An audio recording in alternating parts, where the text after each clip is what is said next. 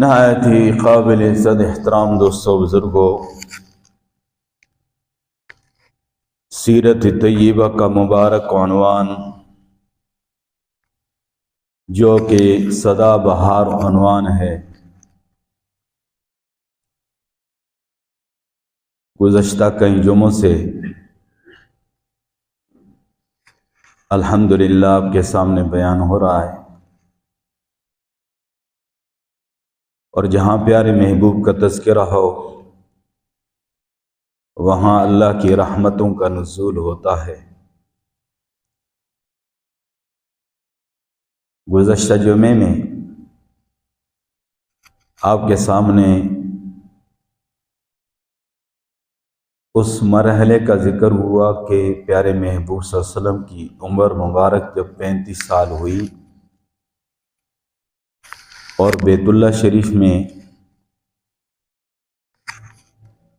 پانی رک جانے اور سیلاب آ جانے کی وجہ سے دیواروں میں دراڑیں پڑی،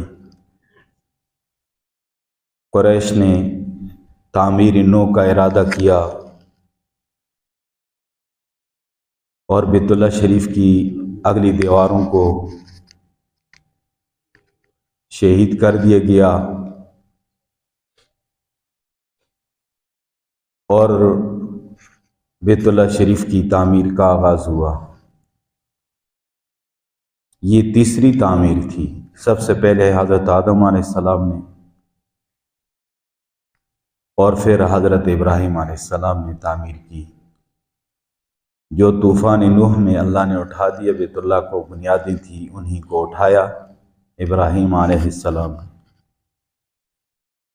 حجر اسود کا مرحلہ آیا تو ان لوگوں کے درمیان بڑا اختلاف ہوا اور ہر خاندان قبیلے کی خواہش تھی کہ ہم یہ سعادت حاصل کریں۔ بڑی حکمت اور بصیرت کے ساتھ پیارے محبوب صلی اللہ علیہ وسلم نے اس کا فیصلہ فرمایا اور ہر خاندان اور قبیلے کے لوگ مطمئن ہو گئے، اختلاف ختم ہو گیا اور اتفاق کے ساتھ آگے تعمیر کا سلسلہ جاری رکھا۔ ابو وہب بن عامر قریش کے سرداروں میں سے ایک شخص ہے، اور یہ پیارے محبوب صلی اللہ علیہ وسلم کے والد محترم کے ماموں ہیں اور بڑے عزت والے اور بڑے شریف۔ انہوں نے یہ اعلان کر رکھا تھا کہ بیت اللہ شریف کی تعمیر میں ہم نے کسی قسم کا ناجائز مال نہیں لگانا ہے، سود کا مال ہے، رشوت کا مال ہے، غصب کا مال ہے، خدا نخواستہ ڈاکہ زنی ہے، اس طرح کا کوئی مال نہیں لگائیں گے۔ سب سے عہد لے لیا، اور اس حوالے سے وہ لوگ بہت حساس تھے، اگرچہ مشرک تھے تو وہ لوگ بھی اس پہ آمادہ ہو گئے کہ ہم نے مشکوک مال نہیں لگانا، صرف حلال کی کمائی ہم بیت اللہ شریف میں لگائیں۔ اب انہوں نے جب اپنا بجٹ دیکھا تو حلال کے پیسے کم پڑ رہے تھے، تو انہوں نے کہا کہ کوئی بات نہیں ہے، ہم نے یہ جو حتیم کا حصہ ہے اس کو باہر رہنے دینا ہے، اور باقی ماندہ جو ہے ہم دیوار کر کے بیت اللہ شریف کی دیواریں بناتے ہیں۔ تو یہ حتیم کا حصہ پہلے باہر نہیں تھا، اس وقت باہر چھوڑا تھا، اور اس میں بھی حکمتیں تھی۔ آج حتیم میں جا کر 2 نفل پڑھ لیتا ہے تو وہ گویا بیت اللہ شریف کے اندر 2 نفل پڑھتا ہے، یہ بیت اللہ شریف کا حصہ ہے، ورنہ بیت اللہ شریف کے اندر تو بعض مخصوص لوگوں کو ہی اجازت ہوتی ہے۔ تو وہ حتیم کا حصہ انہوں نے باہر چھوڑ دیا اور بیت اللہ شریف کی دیواریں اٹھائی، اور بہت محبت کے ساتھ اور احترام کے ساتھ سارے محنت میں لگ گئے۔ قریش کے بڑے بڑے سردار جو کوئی بھی کام کرنا اپنی توہین سمجھتے تھے، وہ بھی اپنے کندھوں پہ پتھر لا رہے ہیں بیت اللہ شریف کی تعمیر کے لیے۔ پیارے محبوب صلی اللہ علیہ وسلم بنفس نفیس اس میں شامل ہیں۔ جیسے میں نے بتایا بیت اللہ شریف کی دیواریں مکمل ہو جاتی ہیں، اس کے بعد پہلے بیت اللہ شریف کا چھت نہیں تھا، تو انہوں نے سوچا کہ بیت اللہ شریف پہ چھت بھی ڈالا جائے۔ تو اللہ نے ایسا انتظام کیا کہ یہ جو موجودہ جدہ ہے، ساحل سمندر، یہ اس وقت بیت اللہ شریف کے قریب سمجھا جاتا تھا، قریب ترین ساحل یہی تھا۔ واللہ عالم وقت کے ساتھ ساتھ پانی جگہ چھوڑتا بھی ہے، تو ہو سکتا ہے کہ تھوڑا فاصلہ بڑھ گیا ہو۔ ہم جب مسجد کا مینار کھدائی کر رہے تھے تو یہاں سواں کے جو نشانات ہوتے ہیں دریا سواں کے، وہ گول پتھر اور وہ نکلے، معلوم ہوتا ہے کہ کئی ہزار سال پہلے سواں یہاں سے بھی گزرتا ہوگا، پھر آگے تو یہ جگہ چھوڑ دیں۔ تو بہرحال وہاں پر ایک جہاز آ کر ٹکرایا ساحل سے اور تباہ ہو گیا۔ وہ ایک رومی تاجر کا جہاز تھا، اور اس کے اندر، اس بحری جہاز کے اندر کچھ مٹیریل شاہ روم کے لیے، کچھ لکڑی، کچھ لوہا، سنگ مرمر اور یہ چیزیں لے جائی جا رہی تھی شاہ روم کے لیے۔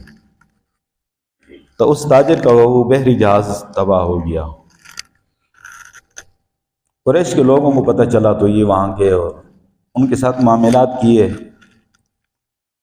لکڑی بھی ان سے خرید لی، جو ان کی ضروریات تھی وہ ان سے خرید لی۔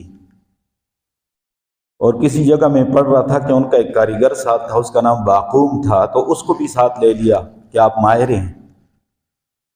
اور پھر بیت اللہ شریف پہ وہ لکڑی کا مسئلہ بھی حل ہو گیا اور دیگر بھی، تو اس کی چھت ہو گئی۔ یہ تیسری تعمیر تھی۔ ابتدائی اسلام میں آپ صلی اللہ علیہ وسلم نے ایک دفعہ ایک خواہش کا اظہار فرمایا کہ میرا جی چاہتا ہے کہ بیت اللہ شریف ہو حضرت ابراہیم علیہ السلام کی بنیادوں پر ہو، اور حتیم کا حصہ اندر ہو، اور دروازہ نیچے ہو جسے پہلے نیچے ہوتا تھا، اور بلکہ ایک دروازہ دوسری طرف سے ہو تاکہ یہاں سے داخل ہونے والے داخل ہوں اور ادھر سے نکلیں۔ لیکن آپ صلی اللہ علیہ وسلم نے اس پہ عمل نہیں فرمایا۔ فرمایا کہ نیا نیا اسلام کا دور ہے اور لوگوں کے اندر کہیں شکوک شبہات پیدا ہوں، اور یہ ضروری نہیں ہے، یہ کرنا ضروری نہیں ہے۔ فرمایا میری خواہش ہے، ضروری نہیں ہے۔ تو اس لیے انتشار سے اور کسی قسم کی بدنظمی سے بچنے کے لیے آپ صلی اللہ علیہ وسلم سے عمل درآمد نہیں فرمایا۔ لیکن آپ کے صحابی ہیں حضرت عبداللہ ابن زبیر رضی اللہ عنہ، آپ صلی اللہ علیہ وسلم کے پھوپھیزاد بھائی تھے حضرت زبیر، حضرت صفیہ کے بیٹے تھے، یہ ان کے صاحبزادے ہیں، اور حضرت ابوبکر صدیق رضی اللہ تعالیٰ عنہ کے نواسے ہیں، حضرت اسماء بنت ابی بکر رضی اللہ تعالیٰ عنہ کے بیٹے ہیں۔ اور مکہ مکرمہ سے مدینہ طیبہ کی طرف جب ہجرت ہوئی تھی نا، تو سب سے پہلے حضرت عبداللہ ابن زبیر رضی اللہ عنہ پیدا ہوئے۔ کافی وقت سے مہاجرین کے ہاں کسی بچے کی ولادت نہیں ہوئی تھی، لوگوں نے عجیب عجیب باتیں شروع کر دی۔ تو حضرت عبداللہ ابن زبیر پیدا ہوئے رضی اللہ عنہ، حضور پاک صلی اللہ علیہ وسلم نے ان کو منگوایا اور ان کے جسم پہ ہاتھ مبارک پھیرا۔ تحنیک جس کو کہتے ہیں، ہم کہتے ہیں نا گٹھی دینا، تو کھجور چبا کر ان کے تالو کے ساتھ لگائی، یعنی ان کے منہ کے اندر پیارے محبوب صلی اللہ علیہ وسلم کا لعاب مبارک سب سے پہلے گیا۔ اور بڑی فضیلتوں والے، بڑی شان والے تھے اور بڑے بہادر تھے۔ تو ان کا جب دور حکومت آیا تو انہوں نے پیارے محبوب صلی اللہ علیہ وسلم کی اس خواہش کو سنا تھا نا، تو اس خواہش کے مطابق انہوں نے ایسے کیا کہ بیت اللہ شریف کی یہ چوتھی تعمیر انہوں نے کی، اور حتیم کو شامل کر لیا، اور دروازہ اسی طرح نیچے رکھ لیا جس طرح آپ صلی اللہ علیہ وسلم نے خواہش کا اظہار کیا تھا، اور دوسرا دروازہ اس طرف سے رکھ لیا تاکہ یہاں سے داخل ہونے والے ادھر سے نکلیں۔ لیکن اس پہ بڑا اختلاف ہو گیا، اور غالباً یزید کا دور ہے حجاج ابن یوسف گورنر ان کے ایک صوبے کے تھے، تو انہوں نے چڑھائی کر دی۔ عبداللہ ابن زبیر رضی اللہ تعالیٰ عنہ لشکر کشی کر دی، اور اس پہ بڑی بے حرمتی بھی ہوئی، توہین بھی ہوئی بیت اللہ شریف کی، یہاں تک کہ حضرت عبداللہ ابن زبیر رضی اللہ تعالیٰ عنہ شہید کر دیا گیا، اور ان کو سولی پہ لٹکا دیا گیا، اور کئی دنوں تک ان کی لاش لٹکتی رہی۔ تو ان کی والدہ نے آ کے کہا کہ یہ شاہ سوار جو ہے اپنی سواری سے کب اترے گا؟ اتنی بہادر خاتون تھی وہ بھی۔ تو بہرحال اس کے بعد حجاج ابن یوسف نے دوبارہ بیت اللہ شریف کی تعمیر جس طرح قریش نے کی تھی نا اس طرح کر دی، حتیم کو باہر کر دیا، دروازہ اونچا کر دیا۔ قریش یہ چاہتے تھے جس کو ہم چاہیں تو وہ داخل ہو، ہر کوئی داخل نہ ہو، تو پھر دروازے کو اونچا کر دیا۔ اور یہ چوتھی تعمیر، پانچویں، چوتھی تو حضرت عبداللہ ابن زبیر رضی اللہ عنہ، یہ پانچویں اور آخری تعمیر تھی بیت اللہ شریف کی۔ اس کے بعد سے بیت اللہ شریف کی تعمیر یہی چل رہی ہے، اس میں کچھ نہ کچھ مرمت کا کام اور کچھ نہ کچھ تھوڑا بہت کام ہوتا رہا، لیکن بنیادی جو ڈھانچہ وہ اسی طرح ہے۔ ہارون رشید کا دور آیا تو اس نے امام مالک رحمۃ اللہ علیہ سے فتویٰ پوچھا کہ آپ ہمیں اجازت دیں ہم بیت اللہ شریف کو اسی طرح تعمیر کریں جس طرح آپ صلی اللہ علیہ وسلم کی خواہش تھی، اور ابراہیم علیہ السلام کی بنیادوں کے مطابق، یعنی حتیم کو شامل کر دیں۔ تو امام مالک رحمۃ اللہ علیہ نے بڑی سختی سے منع کر دیا اور فرمایا کہ بیت اللہ شریف کو سیاستدانوں کا کھیل نہ بناؤ، اور خبردار آئندہ کہ بیت اللہ شریف کو کوئی ہاتھ لگائے۔ اب یہ قیامت تک اسی طرح رہے گا۔ تو اب بیت اللہ شریف اسی طرح موجود ہے۔ تو بیت اللہ شریف کی تعمیر کے حوالے سے میں نے بات کی کہ آپ صلی اللہ علیہ وسلم کی عمر مبارک 35 سال ہوئی تو بیت اللہ شریف کی تعمیر ہوئی، اور اس میں آپ صلی اللہ علیہ وسلم خود شامل ہوئے۔